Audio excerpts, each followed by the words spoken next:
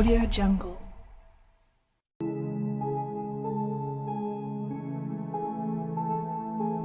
Karomah adalah anugerah dari Allah, yang secara bahasa berarti kehormatan atau kemuliaan. Selain itu, dikenal pula karomah adalah kejadian luar biasa di luar logika dan kemampuan manusia. Karomah biasa terjadi pada diri seseorang atas anugerah ilahi. Sekarang saya akan menceritakan beberapa kisah tentang karomah Mbah Kholil. Bagaimana kisahnya? Simak videonya sampai selesai.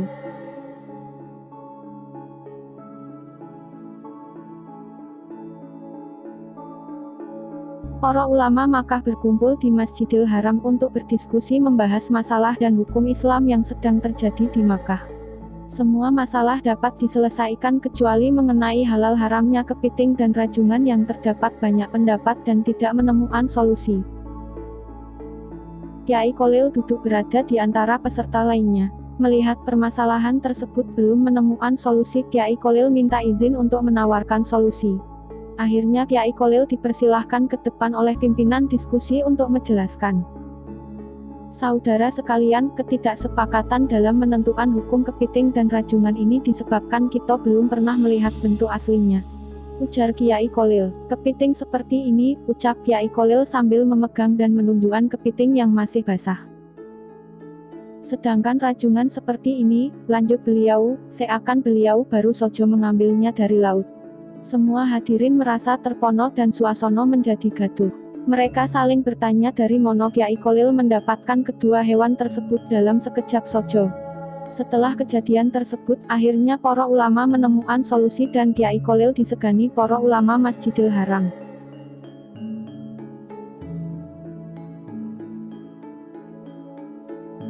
Pada kisah yang lain, Kyai Kholil berusaha melindungi calon santrinya dari musibah, padahal dia berada di Bangkalan, sementara si calon santri di tengah kawasan Alas Roban Kecamatan Batang Pekalongan.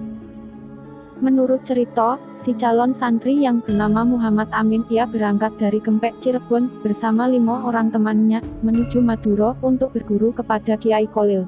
Mereka tidak membawa bekal opo-opo kecuali beberapa helai sarung, baju, dan celana untuk tidur, golok serta titikan alat pemantik api yang terbuat dari batu. Setelah berjalan kaki berhari-hari, menerobos hutan dan menyeberangi sungai, mereka sampai di tepi Alas Roban di luar kota Batang Pekalongan. Hutan itu terkenal angker, sehingga tidak ada yang berani merambahnya. Banyak perampok yang berkeliaran di tepi hutan itu.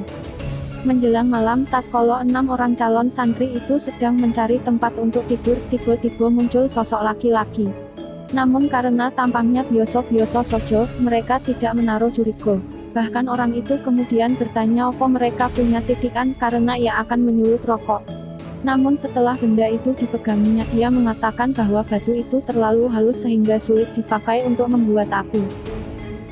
Masih perlu dibikin kasar sedikit, kata orang itu sambil memasukkan batu tersebut ke mulutnya lalu menggigitnya sehingga pecah menjadi 2.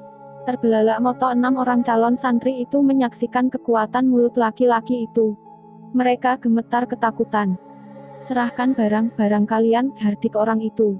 Amin, yang paling berani di antara mereka menjawab. Kalau barang-barang kami diambil, kami tidak bisa melanjutkan perjalanan ke Bangkalan Madura. Mendengar kata Bangkalan, orang itu tampak was-was. Mengapa kalian ke sono? Tanya orang itu. Kami mau berguru kepada Mbah Kholil, jawab Amin. Tersentak laki-laki itu, seperti pemburu tergigit ular berbisa. Wajahnya pucat pasi, bibirnya menggigil. Jadi kalian mau nyantri sama Kyai Kholil? Betul, sahut 6 calon santri itu bersamaan. Mereka gembira karena merasa tidak akan dirampok. Tapi dugaan itu meleset. Kalau begitu, serahkan semua barangmu kepadaku, kata lelaki itu. Lanjutnya, kalian tidur saja di sini, dan aku akan menjaga kalian semalaman. Makin ketakutan saja para remaja itu. Mereka kemudian memang membaringkan badan tapi moto tidak bisa diajak tidur semalaman. Mau seakan sudah dekat saja. Keesokan harinya, selepas mereka sholat subuh, lelaki itu mengajak mereka pergi. Ayo kita berangkat, ujar orang itu. Kemono, tanya para calon santri. Akan kuantar kalian keluar dari hutan ini agar tidak diganggu oleh perampok lain, jawabnya dengan ramah.